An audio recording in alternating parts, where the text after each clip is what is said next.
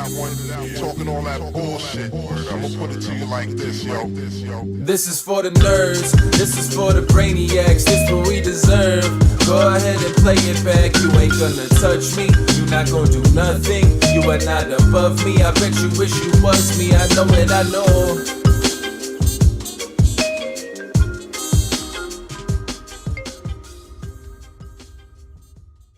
What is poppin', everybody? And welcome back to another special episode of the Only Friends podcast. Well, you know, it's me and my only friends, which includes, but is not limited to, my boy, Guapito. What's poppin', baby? Oh, no. Oh, no. What happened? You're blurry as fuck. No. Oh. That's a blurry Mexican. Help me out, Matthew. Oh. Let's see what Matt's focus skills are like. Here comes the light miser. Beautiful. Wow. Beautiful. Look at this work going on. Look Wow. at this. Speed So we're talking running. about prison. And how thankful I am that I'm not in one. Either working at one or in it. Well, it's okay according to Landon. They're all just, real walk in the park. You got a little, you're a celebrity. You're on the YouTubes. It's true. They're not going to put you in a maximum penitentiary. No, not at all. They're going to send you up to Nevada State Prison with Henry Ruggs. Living the cushy life. No big deal. I wonder He's how not living the cushy life. I wonder how cushy that is. I don't think very, I don't ever want to find out, man. based off of a quick Google search, but who knows? I know from experience, well, someone close to me. Federal penitentiaries are quite luxurious as opposed to state. Yeah. Like very luxurious. Yeah. Well, if you get when you commit federal crimes, they're usually white collar crimes. Yeah. When you commit state crimes, it's usually like murder. Yeah. Pound me in the ass Something. prison, if you will. Exactly. Something Something along those lines. Yeah, something along those lines. Like the Don't drop Steelers the did. soap. Yeah, kind of like the Steelers did. They took them right to state prison yesterday, boys. It definitely did. How fucking stupid is Oh that? my gosh. Watching the Conrad. game is just an anxiety attack waiting to happen. A lot of leg. It's wow, yeah. We're really in on you today. Yeah, I'm sorry, guys. This is too much. The one time I don't have the pants. I can't. I just can't right now. You're a giant blob of flesh. Yeah. This shirt's a little too beach for my liking. Hey man, I like the beach aesthetic. Yeah, I love being a Steeler fan. I don't think people get it, man. Like, this isn't anything new. People think that we were just out there fucking dominating with Roethlisberger. Yeah, we were winning a lot of games. They were all by 3 points. Yeah. Every goddamn last one of them. You guys are what is it? Possession. Like you win. Time of possession. We run the ball. We play defense. We harass the quarterback. I literally told Conrad yesterday. I was like, "What's the line?" And he goes, "It's Steelers -3." And I'm like, "Okay, yeah, they're probably just gonna win by 4 somehow, just like they always do, in the most insane fashion." Yep. And once again, they always give the ball back. It's like there's like a sense of pride of saying, like, you know what? We're gonna let you try to score. There were only a couple stupid. things. There were only a couple things I really had an issue with in the game. Only a few. Pickens fucked up pretty bad in the touchdown that he didn't get his second foot down. I mean, he had like 4 yards to drag his toe and just didn't. He's made a couple lazy plays over the last few weeks, and I get it. He's probably really frustrated not getting the ball nearly as much as he should. I understand. But he's a fucking freak. Like, you can make the play. when you have 8 yards to drag your toe, like you're almost choosing not to at that point. Out of spite. The first drive that the Titans had, there were 7 penalties called against the Steelers on defense. Yeah, that shit was absurd. Some of them were warranted. Some of them were like very ticky-tacky. There was one though against Joey Porter Jr. where that actually might not even been that drive. It was later in the game. The game should have ended. That's right. The game should have ended. The Titans' last possession. Joey Porter Jr. just locks a guy down, or maybe it was Wallace. I think it was Porter. I think it was JPG or JPJ. Either way, whoever it was, just like locked the guy down, didn't at all touch him to the point where Melissa was watching. What do you mean? He tugged his jersey. He didn't tug shit. It's 4th down. He did not tug shit. Man, Melissa was watching, and she even said, like, I didn't see a jersey tug. He tugged the jersey. There's honestly nothing better than Melissa trolling you about football. I was fine with it. It's so good. I was fine with it. But It's, yeah. she's like, so these guys, they represent you. Like, why are they not very good? Like the Eagles, they win all the time. She doesn't understand her history. First of all, second of all, She didn't exist back then. Steelers are gonna win the fucking Super Bowl. She's like, "Are you guys really gonna win the Super Bowl? Like, what's the only place point?" she heard it. Yeah. You're going to hear it reverberating through your ears as I slap the fucking shit out of you. It's on you're minus 250 right now, I'd say. Maybe minus 300. Bro, you need them to lose 6 of their last 10. All right. I mean, honestly, they could have lost their first six of whatever right now. So, No, they couldn't have. yes, they could have. They're too good. They fucking suck. Everybody except for the Pickens on your offense is absolute trash. I got to tell you, man. Your offensive line has to be decent. Najee touchdown. Oh, our line is awful. Najee touchdown, lock that up. Spicy pepper. Spicy pepper pick came right through on the first fucking drive. I also hit my higher. You did. You almost missed it. No, what do you mean? We dropped 3 picks in the fourth quarter. I know, but I had a full. I already had it. No, you didn't. Yes, I did. On that last drive, the first play, I had it. I only needed 9 yards going into the last That drive. was not what you picked, bro. Will Levis over 199. Oh, No, higher. You picked lower. Oh no, you picked lower on the. Oh no, that's right. I was saying that. I was saying we should have taken higher on the. I took 1.5 interception. I took higher on Will. That's You right. did. I thought you took the interception one, No. and I was arguing for the You other said side. you wanted the interception yeah, one. because it was a spicy pepper pick. Right. You wanted maximum spice. I wanted the caliente. TJ. Oh no. No! Gatsby understands. And he's dead! No catch! And he's dead! Cart him off the field! Pretty intense, Matt. Gatsby understands. I thought that was the last play of the game. It wasn't. No. Somehow they got the ball back again. It was a whole fucking thing. That was the other thing I had a problem with. With 2 minutes and 5 seconds left on the clock, the Steelers had the ball. Oh, Right? Also, there's only 9 games left. All right, relax. 5 and 3. Yeah, it's even worse. Yeah. You even lose 6 of 9. So now you're like minus 350. Are these just? Is this just you coming up with it? What? Are you, Numbers? are you coming up with minus 350? Yes. Okay. No, I fucking a put lot. it through my. Yes, I put it through my solver right now. Okay. Conrad Solver says he's plus He's in 350. trouble. I like being an underdog. He's in trouble. This is I got it right where I want But him. who's gonna root for the overdog? Everybody always roots for the underdog. The higher dog. Yeah. The higher dog. That's right. The lower dog. Yeah. I was like, yep. This is nowhere near as fun to revel in without Lamana here, cheerleading the slap to Conrad's face. So we can move on to one Brian Lamana if we have him. Not just yet. Okay, He's trying not to just figure yet. out his AirPod Fucking situation. boomer, man. This guy. He took today off to go to the strip like a madman, where no one wants to be anyway, for fucking BravoCon. And he's sending us these updates with pictures of these idiots standing in line a mile long outside of what I assume is the convention center, all to go in there and listen to Andy Cohen interview a bunch of like women whose faces are melting off. What are we doing here, guys? He's not wrong. What are we doing? Look, Brian's allowed to have personal days. He's allowed. I just wish he'd use them more frugally. To be fair, the last time he called in, it was gold when he was cashing the main event. That was pretty good. Yeah, that one was great. The bubble reporting was right on. The tortoise report. Yeah, the tortoise Speaking report. of reporting, I think Connie's going to be doing a little reporting next week, right, Connie? Well, I'm working with poker.org next week for the NAPT, Wow. which seems pretty fun. I see. That's what why do he's you got got the, lined he's, up? why he's Are got you the nervous? sweatshirt on right now. What are they having you do? I'm like the black guy, Tiffany Michelle. Oh my god. You got the hair for it. So, I'm going to be doing some presenting for poker.org. Are you going to learn how to speak between now and then? I'm going to try. But the good thing is, it's not live, so it doesn't matter. Yeah, we can just cut shit 10 together. take Connie. How many times are you going to have to hear Maybe that? 2 or 3. Oh man, please, poker.org. We need those Really good bloopers. behind the An scenes outtake reel. outtakes. Yeah. So I'm here with Dom. So, what do you think is the? Oh man, do I that hope they often. give you cue cards. That would be the best. Cue bit. card, yeah, cue cards in long paragraphs with small letters. That's a good skit.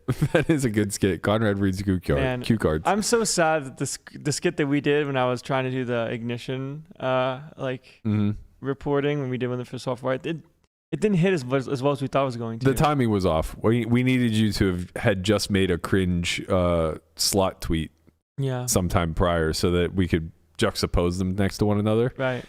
You know, people's memories for the callbacks, it's not always there. No, I've learned that in my time here. Yeah. Sometimes I'll make some and You get some pretty obscure callbacks. I live for the obscure ones. Sure. Because it means you listened. Sure. I don't think I can look at your shot for the rest of the show, bro. You have to. Look how big the hamstring is. It's so much. Oh my Strong. God, we got It's so fine. much going on. You're such a big man. I am. While we kill a little time prior to hearing from one Tortois. Yeah, he's really fucking us over here. I mean, it's fine. We got some space to fill. Speaking of being on the strip, there was a report from who is this guy? I know this guy, but I can't remember his name off the top of my head. Where He's did like it go? Las Vegas locally adjacent. Yes, right? exactly. That's the best way to describe it. Nobody's It's actually an excellent way of putting it. But he's out on the strip doing the on the beat reporting of what they're doing for the stupid F1 race to all of the locals. I hate this guy. He hates you. All right, this is hilarious. You guys have got to see what they're doing here on the strip. Look at this film the F1 put up, right, to block the view of the race for anyone here just walking on the public pedestrian bridge. Look at all the look at all the areas of people just rip the film down so they can take photos of the sphere. Oh man, they're gonna have their work cut out for them trying to keep this up. So that's Jacob's Vegas life. This is a Conrad doesn't care for him, but I think he's out there doing the people's work. We appreciate him here at the Only Friends podcast, no matter what our host over here has to say. Blah. I don't. Sidekicks, you know, you're sad of it. I just don't even know what the purpose of the film is. Like, So people can't see F1 when But they you come can through? People still are loitering like see- right there on the. You know what I mean? Like So it's not a No, great I- to shot. get through the casino. I understand what the attempt was, but like, it's still translucent. Like, people are still going to stand there, Yeah. right? Cargo vroom. They don't need to see a high def red car. They could just see, you know, this now. Lower depth. Yeah, it's almost Red like they were car. putting up like frost for Christmas. You know, like, oh, let's frost these windows. I honestly thought it was like, you know, when you have a foggy mirror and you just, that's what I thought that was before they said they ripped it off, like ripped off the film. There, It looks like foggy mirror. I had heard speculations that F1 was holding casinos like ransom, basically. Yeah. Like the hackers. No, well, sort of. It was Kinda around better. that time, actually. But the rumor was that they told them that if they didn't pay a certain amount of money, that they were going to put up obstacles that blocked the view of anybody who was trying to view from like the locations that they were selling on property. So like if you're talking about like, you know, grandstand seats at the Bellagio or whatever, they had to pay a certain leasing fee to F1 in order to keep that from being an obscured view. Same thing for like, I imagine, I don't know exactly what the track looks like, but I imagine that there are hotel rooms that like look out onto the track somewhere. And they were basically saying like, we'll black out your window with some obstacle if you don't pay us like hundreds of thousands of dollars, which it all seems like a fucking hot mess, man. It just seems like everybody is kind of like at each other's throats here, all kind of fighting over the same dollars. Honestly, I hope they're still having trouble like selling hotel rooms and stuff. And I'm not trying to sound like bitter, but it's just gross how like overly priced everything is for this. I honestly, I didn't know F1 was this popular, but considering we've had to deal with so much traffic, in particular during the World Series, like, I don't know. I'm not crazy about it.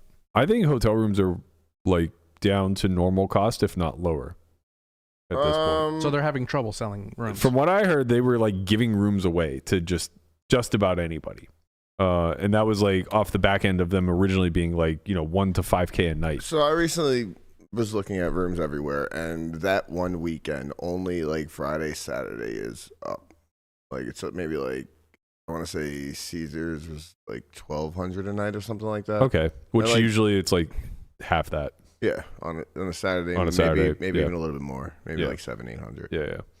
So I feel like the win also was up. I feel like the win was like, might have actually been sold out. The nicest places can still probably upcharge a fair amount because they're just going to get the most foot traffic, but you're not going to see Circus selling a room at like, anything above $12. Yeah, exactly. As they should. I'm sure there will be Circus vacancy. I mean, I don't know, man. I don't think there's vacancy among these properties. Now that like I've been like venturing out in the strips. I mean, you're the Caesars Rewards master. Like, I don't think that like there's. I think all these like little hotels that are cheap are just full every weekend. I don't know, man. I don't think that's true. Maybe. Or closer to full than like. I think maybe like when you get to like the Link, that's probably true. Link's pretty nice for the cost. Yeah, Link's not bad. You can get like a weekday room for like $40. Mm-hmm.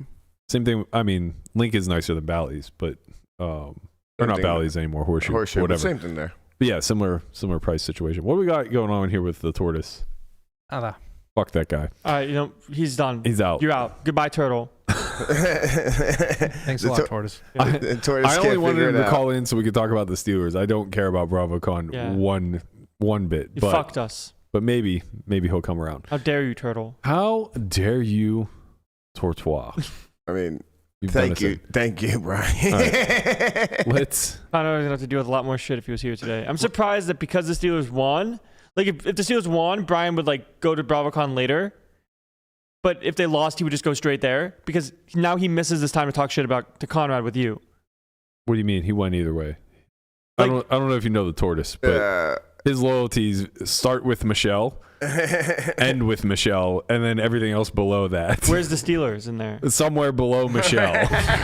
And Michelle wanted to go see some goddamn BravoCon. Yeah. This has been on the calendar for weeks. Time the fuck out. For sure. Brian wanted to go to BravoCon more, equally or more. Yeah.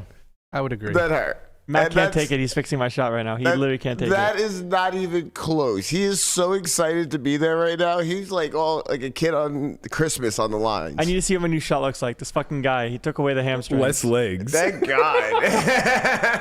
I couldn't fucking take it. Smaller. Good. You need to be smaller. You were the whole screen. Like the lower, like it doesn't. The rule of thirds doesn't apply. It's not applying. Your thigh was fucking pasty, glowing. Yeah, the rest of us all take up a reasonable portion of our shot. You were the shot. I am the shot. I couldn't take any more. All right, let's get to the main topic of conversation today.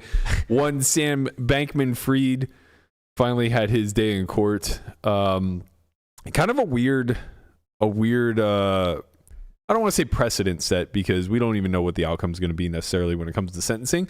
But it's interesting for me, somebody who lived through the 2008 crisis, to now see full circle this new market emerge that's obviously unregulated in crypto, and see one man be the face of something adjacent to what happened with subprime mortgages in 2008, the Big Short issue, if you will. Bankman-Fried was found guilty on all accounts, I think, or at least 7 counts of fraud in court yesterday.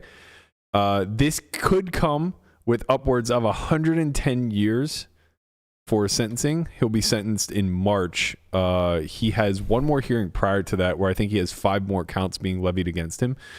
But the big takeaway here is that he's fucked. Yeah. In short, yeah. The trial was basically Bro is gone. The game is gone. The trial was basically 15 days of all of his friends, cohorts, compadres, partners, business partners, etc., all testifying against him. Basically, every one of them cutting a deal and just saying like, He did it. Bro, they made him look like Giga Chad. Okay, we can get to the courtroom drawings momentarily. I know, but I just had to preface it. Like, they made him look like Tyler Durden from Fight Club. Well, eventually they did. Before we get to those, though, I want to get a few more details out just of like what went down in this entire case. So, for anybody who's not familiar with the FTX, we'll call it a scandal, I guess. Scamdal. Yeah, we'll catch up really quickly. Effectively, it was very similar to what Full Tilt did, where they just did not segregate customer funds, but they took it to the next level. They had a secondary company, Alameda, which was basically a hedge fund that was taking on very risky trades and was utilizing customer funds from FTX in order to leverage those trades. So it was very much a, let's say, crowd-funded scam where, you know, if they had hit a home run, we may have never found out about it, right? Like if crypto didn't correct and there wasn't that bit of a crash, so to speak, in 2021. Is that when Luna went down? Luna went down. Tether almost got depegged. Tether almost got depegged. I think UST did depeg, or one of them did. One of them depegged and went. Or One of them depegged and went to zero. It was very scary. I can't remember. Something that's supposed to be like very clearly stable back, like coin, like dollar for dollar, was now 90 cents. Not good, cuz. Fuck is going on here? Not good, cuz. That's not how numbers work. Right. What does it mean? So yeah, effectively, like an internal document then leaked, which caused a run on the bank, so to speak. And the difference between, you know, having your money in a crypto exchange versus having your money in Bank of America is there's no FDIC. So nobody's money was insured here with FTX. When the run on the bank occurred, obviously they weren't liquid. They didn't have it. They were trading and losing all of that money through Alameda. And eventually the shit hit the fan and, you know, Bankman-Fried went on the run. So they just had a bunch of money, put it into like a trading place. Not just a bunch. Billion. No, like more than a bunch. Like I can't even fathom how much money it was. But then use it to like effectively trade and do stuff with. And then really high risk, high leverage trades. They tried to take a bunch into like a giga bunch. It could have worked. Like if it wasn't for those meddling kids. Well, there was just probably a time frame when crypto was really on its peak rise, where they were probably making money hand over fist doing this. There were a lot of people this happened to. You know, we know a couple of people in the community who stole that are still trying to pay back because they leveraged themselves to death, basically. And it was situations where, like, you know, either they were long or short in a situation where the market had flipped. To the moon, or have fun staying poor, or I am poor. Yeah. And the thing is, like, this happens all the time in regulated finance. It's just there are a lot of like guardrails and regulations in place so that things like this don't necessarily occur. Right. The SEC and the FDIC and all of these other governmental oversight, you know, are supposed to protect us from this. And I use quotes because there are still ways that we get fucked as the general populace and consumers. Versus like the closing hours and yeah, I mean, like whatever, all the inside trading and shit like that happens, it is what it is. Like they can only police it so far. The game is the game. Yeah, I mean, the game is gone. the people who are quote unquote in the arena are going to be the ones who become richest. But what I'm more speaking to is like what happened in 2008, where, you know, bankers across America were clearly being fraudulent in writing these prime mortgage loans and allowing the everyman to basically just get shit on by, you know, overextending themselves in a market that was certain to crash. Yeah, it eventually did. Loans. So as in the banks gave people money that they knew they couldn't pay back? Correct. And then they would just package those into, you know, these so-called like 3-year arm, 5-year arms. Yeah, and I can't remember what they're like grade A loans or something like that. Basically, they're thought to be bulletproof, similar to like a governmental bond. And so people would then invest in those, thinking that they're just taking a safe investment until everything just crashed. Right. And then everyone was just poor. Everyone was poor. The stock market crashed, and no one went to jail. You should watch The Big Short. It's a good movie. I've seen it, but at the same time, there's a lot going on there. It's hard to like explain, I guess, all of it. That's why I think it's a good movie, is because I think they do a really good job. They try to do as well as I think they do a really good job of just like bringing in random celebrities to be like, this is what this means. Look, I like Christian Bale more than the next guy, okay? Right. As the former machinist myself, okay? But like seeing the Michael Burry stuff, like I understand the whole bubble idea, but like I think I'd have much more appreciation like watching it now versus call it a couple years ago or whatever. Yeah. But that makes sense because when this happened, I was 9, like in 2nd grade. Yeah. I was playing Dance Dance Revolution in the kitchen. Well, that's not when the movie came out, but yeah, I understand. And when the movie first came out, I didn't care that much about anything that was going on in the world either. So I just found it entertaining. I didn't understand it that much. Then I read the book. Then I rewatched the movie and it was like, oh, this is a pretty good depiction. Like I start to understand. It's crazy the amount like you learn versus when you rewatch stuff. Like, oh shit. Yeah, you become more of an adult at some point, you know. Let me ask you guys a question. Never Land, Peter Pan. What? Yeah. 115 years. 110. Okay. Well. Eligible for parole at 105. Who's counting though? All right, seriously. Do we think that like it's only 2 life sentences? Yeah, like do we think that there should be like a point where everybody gets out? No. Well, 85, 80, like a number that like how much harm can you really do to any community? Like, you're there because you're protecting the community. I don't think my opinion holds much weight in these things. Because I don't think any of ours do, but no, fair. But that's not the point. I answered the goddamn question. Personally speaking, I would be very slow to imprison people. I think the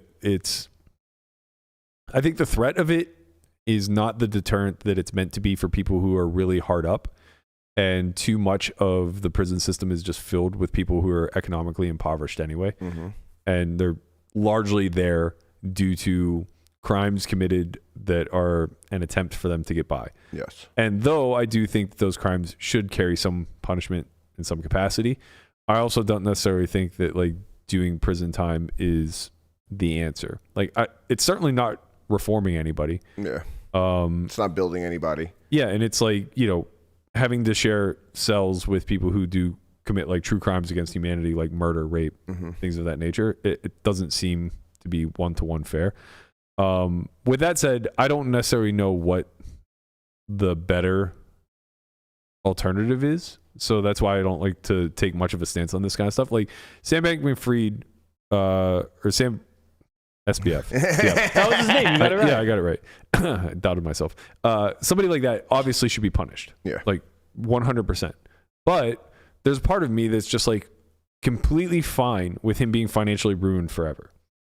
Like if that's the outcome, and I guess like maybe there's no way to assure that to be the case. I was gonna say a man like this would never be financially ruined forever. Right. So like maybe that's kind of the issue. But you could have the government just like kind of like slap handcuffs on him for life, where, you know, he could never legally make money again. He might be able to find ways to illegally make money, but you know, he'd never be able to do anything above board again. This happens all the time. Like this happens to people who get like fucked with tax evasion and shit like that.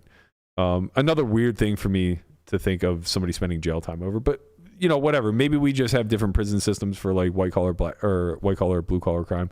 And I know that we do kind of have that.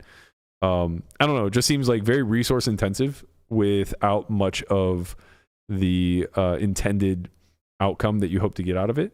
But the threat of jail should keep a lot of people on the straight and narrow. My only concern is that like most people who abide by the threat of jail would just be on the straight and narrow anyway. Yeah, because like when your back's against the wall and you need to do things for your family and you like life's rough, you do anything.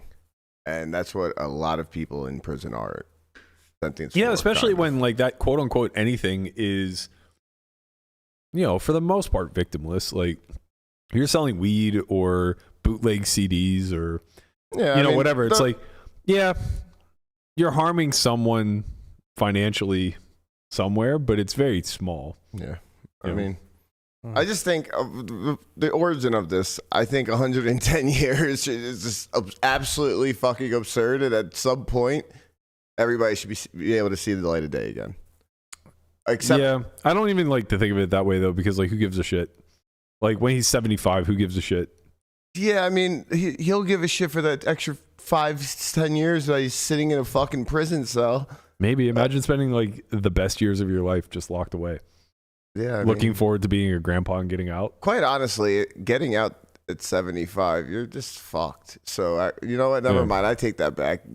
Look, the thing we're not talking about here is he hasn't been sentenced yet. There's a very, very strong chance that he doesn't do much time at all. I'll book that. Yeah.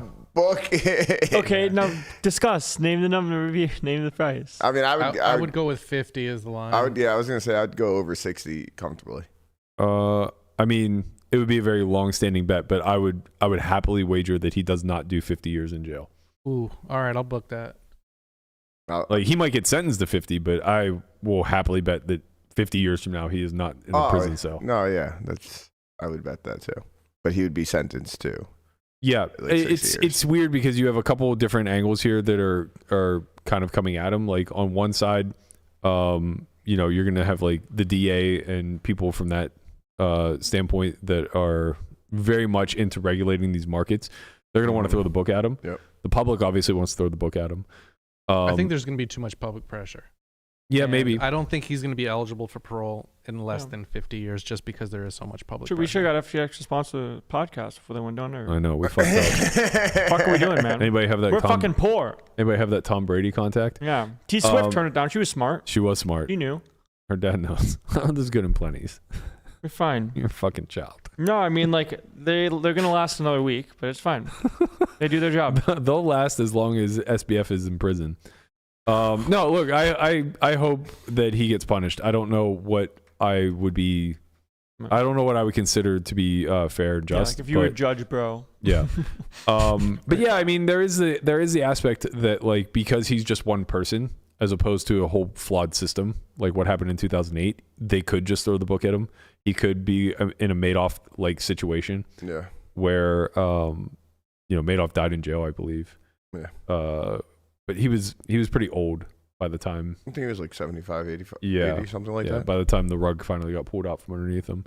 I mean, yeah, I think SBF's going to spend a very long time in prison.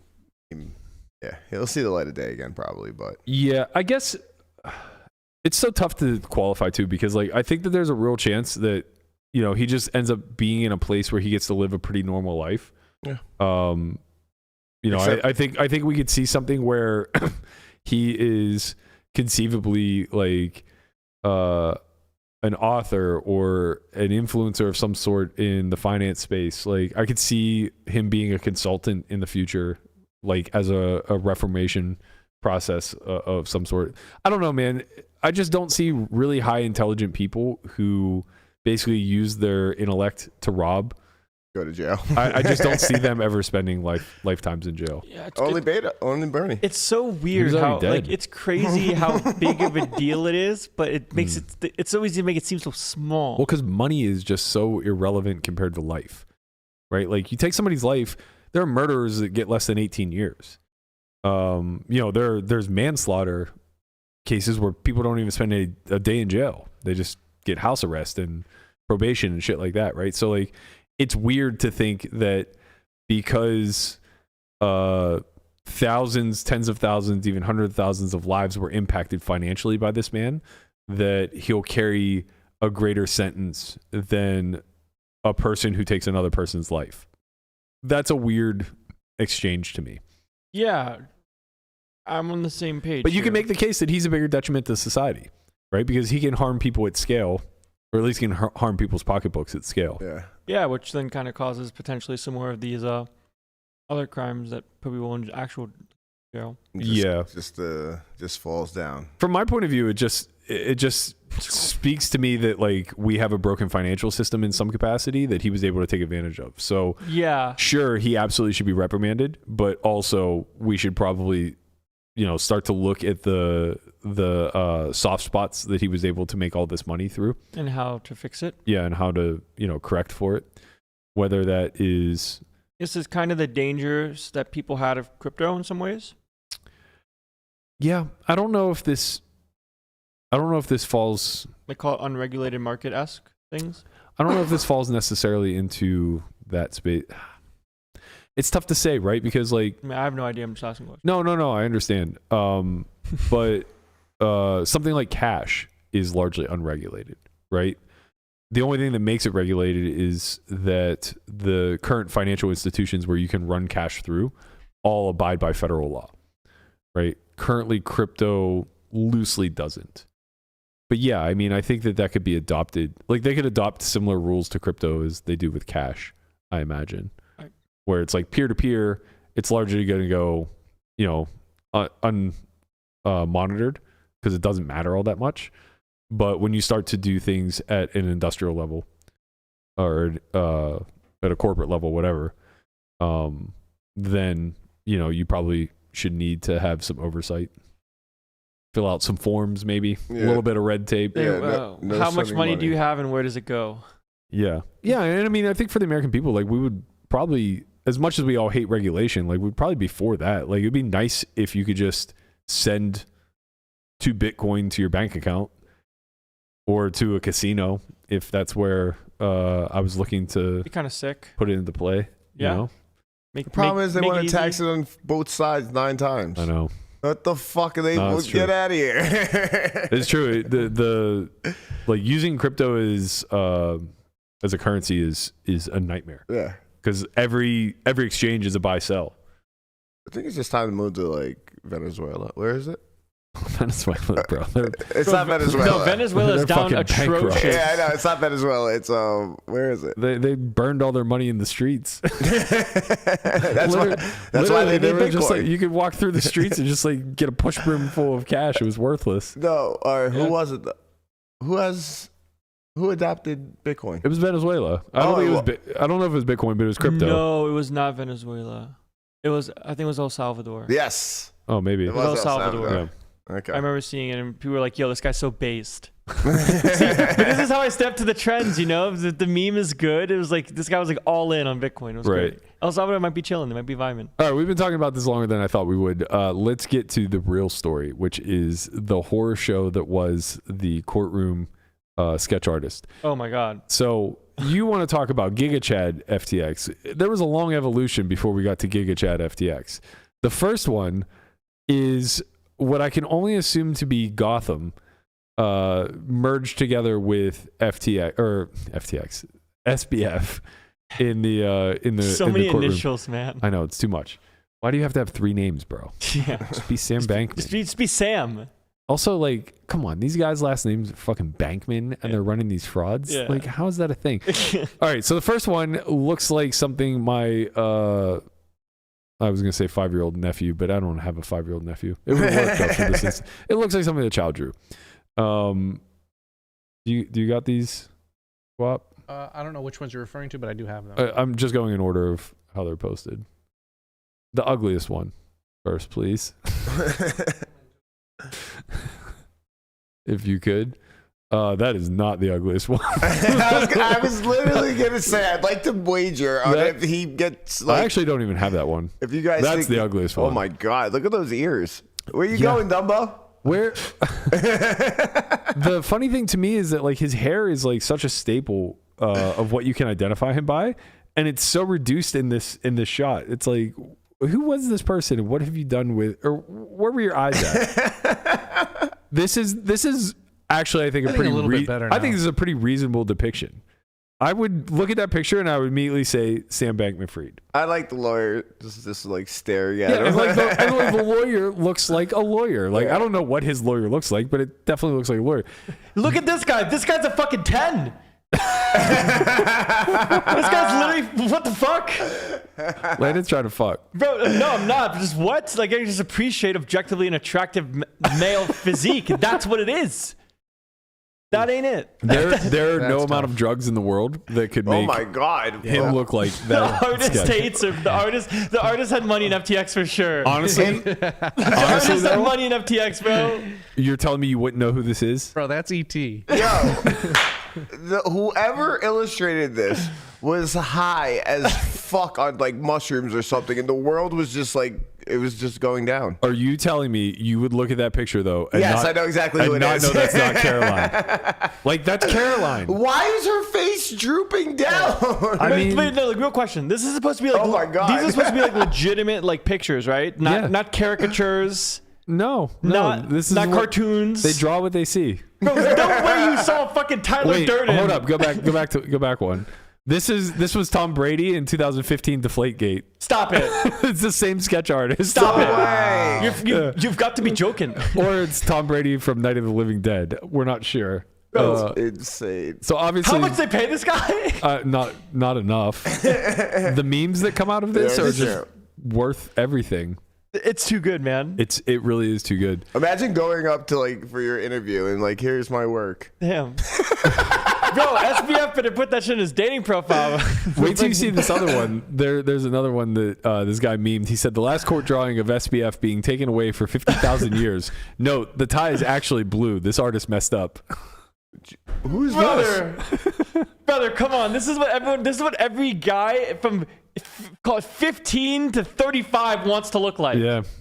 This is the peak male aesthetic. That is the peak male aesthetic I'm right there. 36 now. I was gonna say I don't want to look. Yeah, look like him. you're out of the age bracket. I'll be 36 in a couple days. This guy could be Superman. Congrats, hair's on congrats on point. making That's it. what I'm saying. Thanks, Look, man. everything's on point. Yeah, it's pretty strong. Except the tie. The tie was blue. How much they pay this guy? That looks like AI to me. Yeah. Donald Trump Jr., who's also in court currently, said he took the stand and just pointed to the courtroom sketch artist and said, "Make me look sexy," and then pointed to a picture of SBF. I don't think they accomplished it. Nah, he's got to get the other guy. Yeah, bro's down bad. No, he's down horrendous. That might be a really fun job. Imagine being like a court sketch and you can just draw whatever you want as long as it looks like and you get the idea. Yeah. But you can't. Like SBF and Tyler Durden are two different people. I love that you keep saying Tyler Durden. Because it looks like Brad Pitt from Fight Club. Oh, man. Anyways, moving on. Rant over. Unbelievable. Somebody asked Dolly, draw a part-time poker pro and a full-time weight loss prop bettor that is trying to win $1 million 1 pound lost at a time. And the AI generated... Do you got this one? Mm-hmm. Okay. Yeah, the AI generated this. Bro. Deeb said, I think the AI has been learning from the SBF courtroom artist. Yeah, for sure. Imagine. I wonder how Deeb is doing. Yeah, it's a good question. I feel we like- haven't heard many updates. No, that's normally not a good thing. All of the things that were scheduled to happen all fell by the wayside. What does that mean? The YouTube page, the monetization, the whole process of the bet, it all just he was turned gonna into vlog the whole thing. Yeah. But I think it all just turned into this shit's really hard. Yeah. It's a full-time job. I'm good. I ain't doing all that though. Also, I think like when you're missing milestones along the way, you don't feel very encouraged Yeah. to vlog it. What do you think the odds are that he wins? I said out of the gate that I thought 3-1 was really fair. I thought he was stealing it 10-1. After the World Series, I thought he was still winning at 10-1, but not as easily. November 3rd, 2023. What are you feeling? I think he's a huge dog. I haven't seen any update pics. I have no idea. Maybe he's like just quietly killing it. But like, there's no need to, right? He already has the I action. feel like he'd be updating if You he was know killing what? I'm on the side of Deep killing it right now. Nah, I'd take the other side. Nah, he'd be too hype about it. Like, because there's no reason not to, in the sense of the action's already booked, Yeah. right? Like if he was like cooking, he'd be like, yeah, look at me cooking. Well, Not only maybe- that, but like from a vanity standpoint, like he's been a big guy his Yeah, whole you feel life. Like fucking imagine good. making all these strides and then not Well, blasting yeah. it Bro, all when I over was social when I media. was fat versus like my Instagram when I was fat versus my Instagram now, two different Instagrams. What was the final result? What did he have to get to? 20%? 17. 17%? Yeah. That's hard, man. I can't help. I don't know. We've seen this play out twice now. Doug did it. Now Deeb. And I'm sure that there were attempts prior to that as Fucking well. Sharp. I think in both instances, what was abundantly clear to me is when you start to have to lose half of your body fat and then some. So I think Deeb ended up being like over half, right? Like something like 20%. Or sorry, Did he do a DEXA scan or did he Yeah. do like He did a calipers? DEXA. did DEXA. Oh, Guys, and what did it come Calibers in are at? useless. I think he started at like close to 40. What, do you have a CSA? Efro made a very good point. Deeb loves slow roll more than anything. He does, but he also had the videos of him in the gym beforehand. Yeah, and like, what's he gonna slow roll for 8 months? I mean, Like he might. we but all just forgot about it. He's not slow rolling anyone, except maybe Perkins, I guess. But what the fuck does Perkins care? Man, I don't know. I would just feel like it's so like the confidence that you gain from doing all of the things that make you get to the place you want to get to that's what I is was so wondering. so high. Yeah. And it honestly, like, it would be pretty sick for the community and like call it people in his shoes to see the transformation. It's like, oh shit, it is possible. I think that's true too. I look, going back to both of these bets, I felt pretty confidently in both of them. And I talked to Deeb when he started this, and I thought he was starting off in the right way, but I'm not positive. I don't know exactly what his strategy was, but I'll say from my standpoint, like what I would do. And we also saw Chin fail at this too. So 3 attempts at this. Chin with you. Yeah, he had to lose half of his body fat. And Christian lost 90 pounds or 80 pounds, something like that, in the first 6 months, and only lost 3% body fat.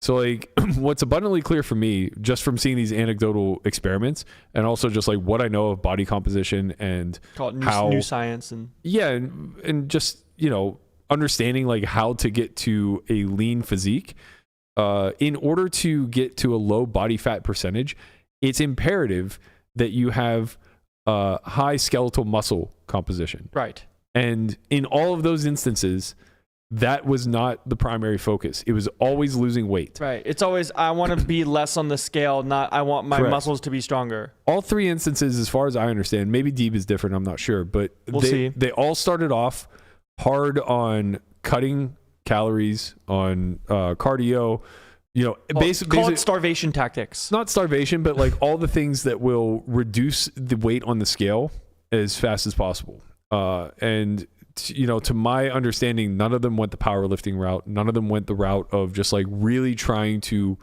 lay a huge foundation of muscle beneath them. That to me is like the only way to win a bet like this, where you have to lose that much. So even someone like myself, who's been lifting for 30 plus years and probably walks at like 18%, if I wanted to get to 9 or 10%, something along those lines, I would still have to have an effective bulk stage. You're 18%. Probably 18. Well, I don't know. All those runs this week, I might be 20. Landon, What? what percent body fat? Am I? Yeah. I don't know. Probably high, like mid-20s. What would you guys say I am? Somehow less because you're a fucking Between god. like 16 and 19. It's tough to tell. Honestly, like We should get DEXA scans for the next year. there was somebody who I think, Chris Williamson was saying that he did a DEXA and he came in at 18%, and he looks like he's like 13. Right. So the aesthetics aren't really that telling. You can just carry fat in different places. Yeah. But yeah, I would imagine you're, I don't know, somewhere between 16 and 19. All right. You You just guys- don't carry fat on your It's belly. ridiculous if he just tried. Oh, it's painful. If you guys want to give me like a free roll to get to 10, I'm in there. I asked Rob. I said, do you remember Conrad? He goes, yeah. I was like, yeah. He stopped coming because he can't dunk on Christian anymore. I'm like, that's all he was here for? He's like, yep. I literally told Rob, I'm like, your cousin's a fucking monster. Yeah. Who? Gage, or your brother. Oh, my brother is a fucking animal. This motherfucker was hanging off some guy's Like dragon leg and flags. arm. Like, Yeah. what are you doing? Human flagpole. He's an acrobat now. I don't know what the fuck he is. Could be you, man. Could I be don't you. want to be an acrobat. Why not? That's Be a not- gymnast. I'm good. What do you want to be? My aunt was. This my aunt was is an not the Olymp- time for this conversation. My aunt was an Olympic gymnast. Of course she was. He could say Fucking anything. of course she was. He could say his wife swam the Atlantic. I believe Yeah, it. like nobody's gonna say no. Yeah. Oh, it was the white one. Sure. I don't care where your genetics come Yeah. from. It's just clear you got you it. birthed them. Yeah. Speaking Sick of life. family members having being professional athletes, I think Conrad might be the only person who knows that I'm full of shit. So in our Yo. chat the other day. No, we all knew. Oh, okay. We so- just didn't want to break it the hunt. Me and Berkey knew, and we were fucking dying. Wait, what is this? I missed it. It's so good. Go on, sorry. So I don't know what we were talking about, but somehow Soccer. we started talking about soccer. And Hunt, he didn't make the assumption, but he thought, well, maybe you have some family members that like play soccer. And I'm like, yeah, sure. I have a nephew that plays for Mexico, and he's on the national team. So quickly, I just searched Gonzalez soccer, and what do you know? I had like 5 options. So Matt Hunt thinks I Hold have on. a nephew in Keep the going. MLS.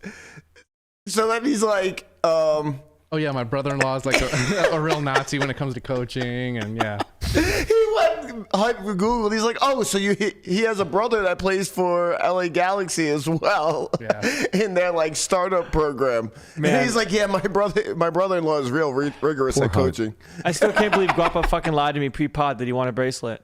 I can't believe you believed it. I didn't. You did. And then he Yes, brought you you did. all in. Everybody. And I was like, why the fuck would he lie to me? He didn't even bring us in. We just yes and we saw the bit, we saw the writing on the wall, and we saw Mark. True. Cocksucker. Took him down. Rob was very Fuck you. good at putting in the bits. It's so good. Fuck you. How easy do you think bracelets are to win these days? Bro. That's why he got it. That's why he got me. He said he won it in 2013. This guy's in the muck. Have you seen these hand history? He's playing mixed games. I knew it was going to be no limit. Playing mixed games. He acts like I 2013. mean, no limit hold'em is a mixed game sometimes. He acts like 2013 was 1996 or something. Mixed Oh, games man. apparently are like the ancient art. You know, people say mixed games are super, super soft. You're the ancient art. Let's get to an in the muck segment. We are gonna do Liars. We're gonna do a community submitted in the muck today.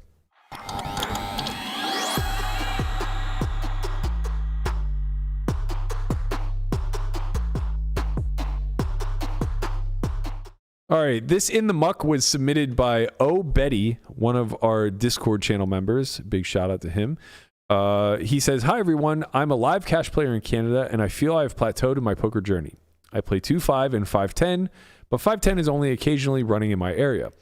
I can confidently say that I'm winning in these games, but where I am currently located, there aren't any opportunities to move up to 10-20. 10-20 runs a handful of days a year. My question is, the next move to advance my career. Should I move somewhere like Texas or Vegas to play bigger games? I'm part of a group of similar players, and we are all quite close. Some members may have taken trips to Texas to play poker, but never for an extended period of time. If my next move is to play somewhere else, should I do it with my group? Should I try to form a new group where I end up? To sum it up, I'm very much in the muck about the next steps in my poker career, and I'm sure others feel the same / have already been through this. As three young gents who are in the process of fleshing out your own poker careers, what advice would you give to Obedi?" You got to rock, man. I mean, What does that mean? sometimes things aren't available in your area, and you got to go find it. You know, if you're rolled and you're winning in these stakes, and you believe in yourself, and you don't have ties down to anywhere, get on a plane. First, I want to say thank you for calling me young. Second, I would say, yeah, I agree with Connie. I feel like the writing's on the wall, man. It's just time to move. I don't know how the whole leaving Canada and coming and playing in the States thing works.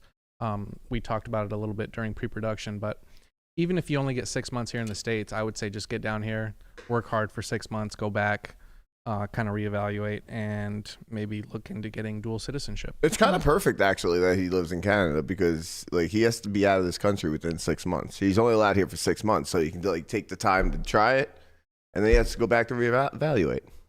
Man, that doesn't sound fun to me at all. I mean, it's kind of halfway miserable, but it's good for, like, your process. Like, he has to, you try something out, and, you know, whatever. If it doesn't work, it doesn't work. But if it does work, you can just go back. You have to go back home and reevaluate life. I realized I make more of like the sound effects when it's very nuanced like solutions. You just make sound effects. I mean, I do it all the time, but like the more I think about it, I've been like more conscious about not trying to make them audible.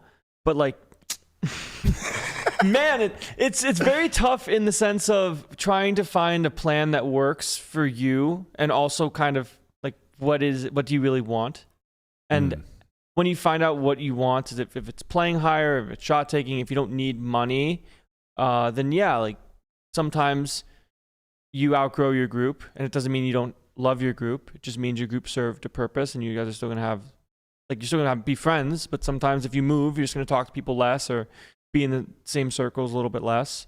But if that's what you think you have to do is best for you, do what's best for you.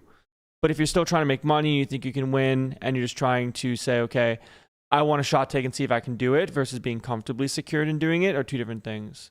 Because it's definitely easy to overinvest when you shot take if you see the spots and you see where you're winning. Where you have, oh man, like this is such, like I'm playing 10, 20, 40 now, and these games are really good, and I only have this many buy-ins, but I'm sure I'll be fine. And then it can go pretty poorly. but like having a plan and like really fleshing it out first and being okay to accepting the change and maybe finding new friends, having a new group when you move is definitely a possibility. What would you prioritize as far as I guess objectives when it comes to pursuing a career in poker? So called a single person, no responsibility, no obligation. Yeah, I don't know anything about Obedi, but it sounds like he is he's free, pretty capable of just getting up and getting out if he needs to. So what priorities would you put near the top all the way down to so highest to lowest, like bankroll, game selection, money, like all of these things? Where do you rank importance to least important when you're talking about pursuing a career? I think it's funny because it's the guiding point is the difference of like how I've seen my career versus what I actually think is objectively true. I think bankroll is more important than the like not knowledge experience, but once you start winning and once you can get yourself to a place of security, preserving that security is important. Yeah, and then once you preserve that security, and everyone's comfortable with different levels of risk, if you will. But once you have it, then you can start taking the chances. And if you're comfortably secure, go ahead. Like have money and have call it bills and stuff paid, where you can say that your poker role and your life role effectively are two different things. And sure, for most people it's not, but it's like I have enough money to survive and sustain. I'm trying to get better at this craft and make this my job. I would invest way more time into the craft. But if I needed money and I found somewhere I could win and needed to print dollars, I would just print dollars until I didn't need to print dollars anymore. Didn't you have a similar situation, Matt, when you came out here with Lamana? I don't know what your bankroll was like, but you were looking for bigger games. Yeah, I mean, things were very different. It was kind of wild, wild west, just shoot from the hip and see where you land. It was very much sink or swim. So you could just kind of come to Vegas, the mecca of poker in the United States, and just take a bunch of shots, see where you end up. And sometimes you get lucky and end up in the high stakes arena. I guess what I'm hearing from you guys is that you prioritize security first and foremost if you plan on pursuing this as a career. So with that being said, then where does things like volume, things like let's call it convenience, let's call it maximizing bottom line or hourly, where do all these things rank in importance? I think there's the healthy balance between hourly and maximizing bottom line. Okay. I mean, like, don't grind yourself to dust for the hour, like for max hourly, but there's very clearly a gradient where you can put in quality hours and play at the spots that you're winning the most money, and then start there. And then that's all very vague, though. Like if you're winning at 2.5 and your win rate is like very high, call it let's call it $50 an hour. Yeah, there's a difference between Vancouver 2.5, Texas 2.5, Vegas 2.5, LA 2.5. It also depends on what your bankroll is, I imagine. Well, we already said you prioritize security. So if you're trying to play, call it 2.5 and have a roll of 50K to figure it out, I would start with playing in, call it a lower spaced environment like a Vegas or not Texas, because a game like that you need so much more money than you probably think, and that's dangerous. You just keep doubling back to security. We're saying that you're secure. Okay, if you're secure, then I would go to Texas. You'd maximize for sure. Okay, I think I would take Texas over Vegas if that's what you're asking. I mean, I'm asking you to give me a list of priorities that you would weigh and measure after bankroll. Well, security, you guys have beaten bankroll to the death. I understand you guys want to have money before you gamble. We get it. Specifically talking about how many hours you want to put in. And well, in general, like if you're pursuing this for a living, in order for you to decide where you're going to put in the bulk of your hours, you need to be able to prioritize, weigh and measure all of these other variables that will come into place: game availability, travel, cost of living, your hourly, how much volume you can or want to put in, social aspects. All of this stuff is kind of under the umbrella of pursuing the game professionally, right? So I guess like whether you're coming from your own vantage point or you're giving advice to Obedi here, I'm interested in hearing how you came to make those decisions. I didn't. I just did shit. Like I'm not saying it's the right approach. I'm saying I didn't think about these things. Yeah. I just came out to Vegas because Chewy said, "Hey, you should come play online tournaments," and it's pandemic Vegas time, and I said that's probably a good idea.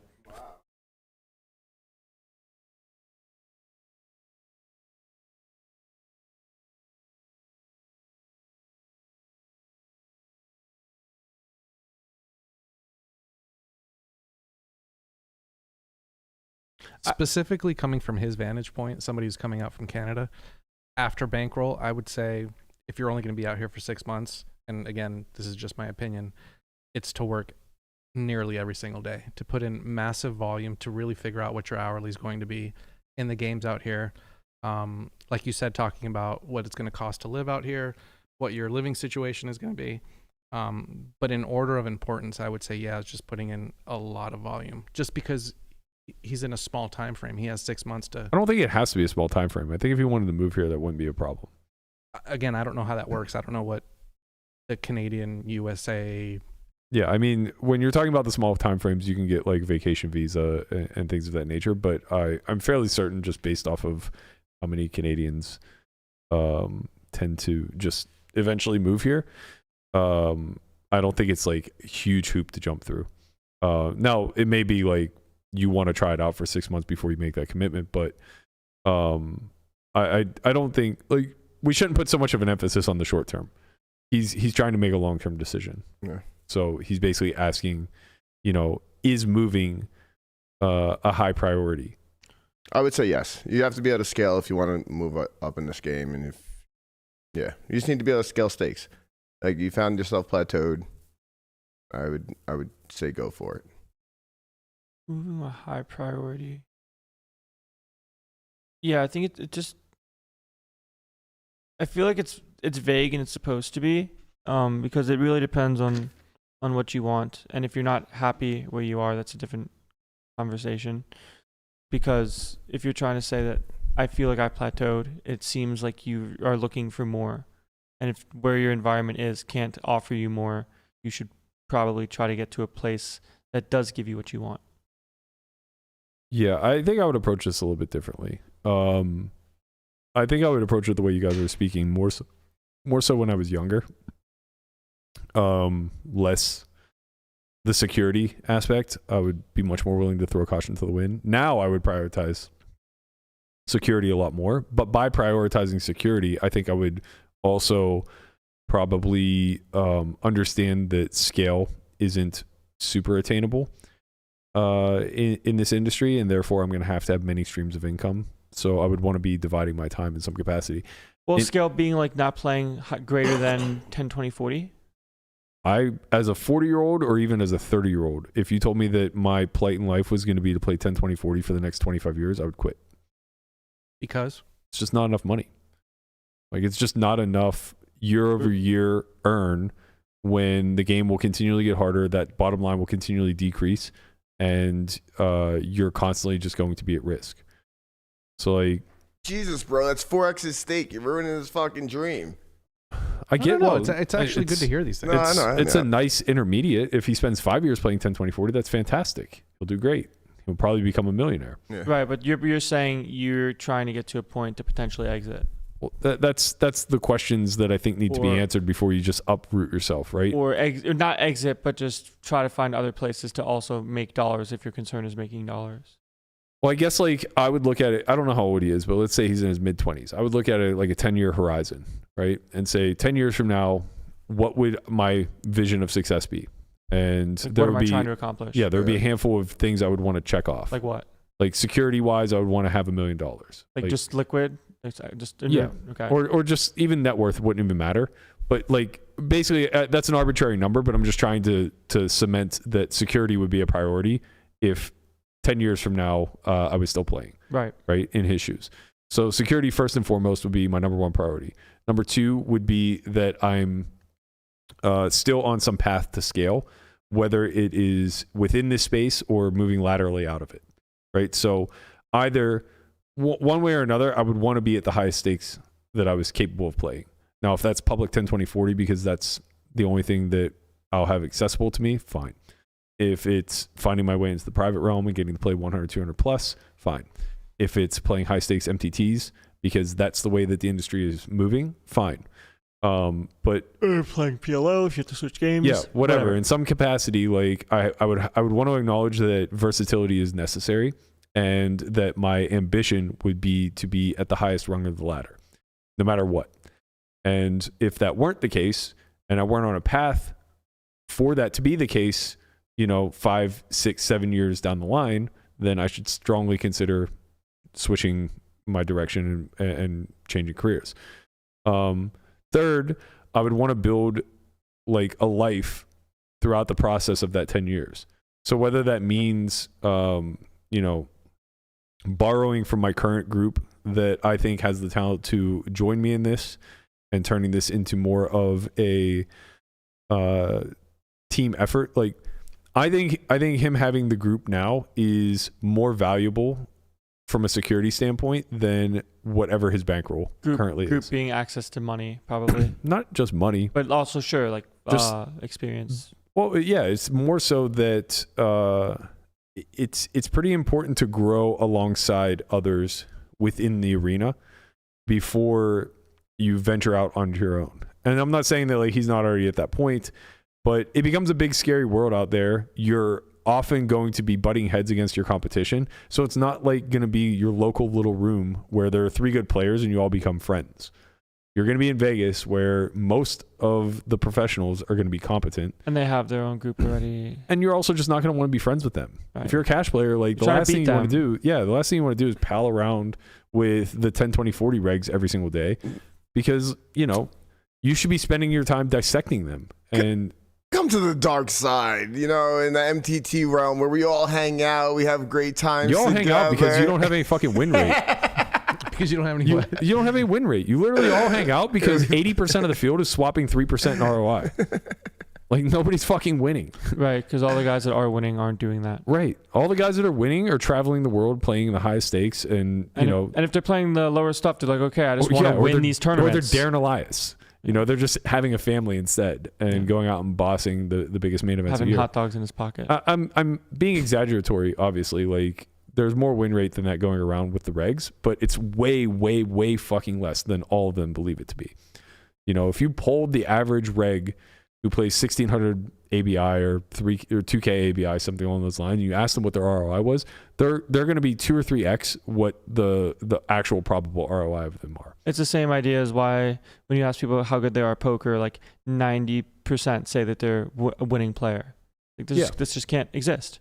Yeah, it's an ego thing. It's kind of maybe even like a lack of education. I just think it's like a hypothetical. When you're not playing a ton of volume and you've seen that you've won in the past, you can chalk pretty much any downswing up to variance. And you can chalk any ups, but you attribute upswing to skill, downswing to variance. Right. And you don't look at it from the outlier standpoint. Like you win a tournament for 150 buy-ins and then you win another one a week and a half later for 80.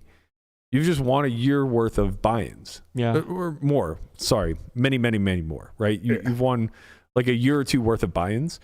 And you just chalk that up to, well, of course that was going to happen. Of course it was going to happen. I'm the best. I'm the fucking GOAT. I'm going to win. And you don't recognize that like, well, you have 1,000 ROI over a sample size that is irrelevant. But if we extrapolate that out, you're probably around like 30%. Yeah. So you're just getting all of your ROI up front. Yeah. They give you the IOUs early. Yeah. But in any event, like by prioritizing all these things, my group, my scale, my ability to earn, cost of living, all of these things, I would take these things into consideration long before I would consider moving, because the fact of the matter is no place is such a slam dunk layup that you have to be there that it makes a lot of sense to leave something that's already working out. If he's making like good money currently in his hometown, wherever he is, you have to be able to justify making significantly more, in my opinion, to uproot. And uprooting your entire life. Right. And it's like, don't get me wrong, Vegas has good action. And there are good games. There's opportunity. Yeah, and if you hustle, you'll get more opportunity here than you certainly would in most other places. But you're not going to come here and just like start earning 2 or 3x, right? It doesn't work that way. Games are hard. Poker's tough. Yeah, games are hard. Poker's tougher. You're going to have the availability to play more often, but you're going to be playing in a lot shittier games. And you don't know what that extra volume of actual play is going to do to you. Because for a lot of people, the reason why they're winning so much in these softer environments is not just because they're softer, but because in their downtime, they're able to put in work. They're able to do other things. So yeah, I would strongly consider all of those things. And then my decision would not be stay or move. It would be stay and travel or move altogether. Still having travel be a part of like my career, right? Because even as a cash game player where you want to be in a city that the majority of your hours are going to be played in, you're going to have a regular game, that's where the bottom line is going to mostly come from, you still need to be adaptable. You still need to be able to travel to LA. You need to be traveling to Choctaw whenever the WPT is coming into town. You need to be able to go to Texas then afterwards and make a trip of it. You need to be able to go to Seminole and find your way into good games there and, do all of the dirty, dusty things that are important when you're trying to transition from 510 to 1020 or when you're trying to hustle up some private action and find yourself in the 100 200 arena. Like, the fact is, it's not like it was 10 to 15 years ago. It's not get good, get paid. Right. Get good, get paid, get late. Yeah. I know what you mean. It's very, very hard to do that. The cleaner path is in MTTs, but the get paid part is you'll wait years way for that harder. Most of the time. It's just way harder than it ever has been. I kind of like my pushback on the MTTs harder than it's been is I think it's hard. Like the field is tougher, but it's easier than ever to improve. It's easier than ever to become one of the best in the field. That makes it harder. Why? Because now the best in the field is only getting compensated like 80% ROI instead of like 500% like they were in the past. That's true, but at the same time, if you want it, you want it. Yeah, but like you could be a Jason Mercier in the past playing an ABI of like 4K. Some people just really love playing poker, though. Okay, but this has nothing to do with money. We're talking about the nuts and the bolts of it all, the dollar amount. Your ability to be a high earner is just less now than it ever has been. That's true. I just think that when it comes to the dollar amount, I don't think it should be the be all end all. If you're looking for poker longevity.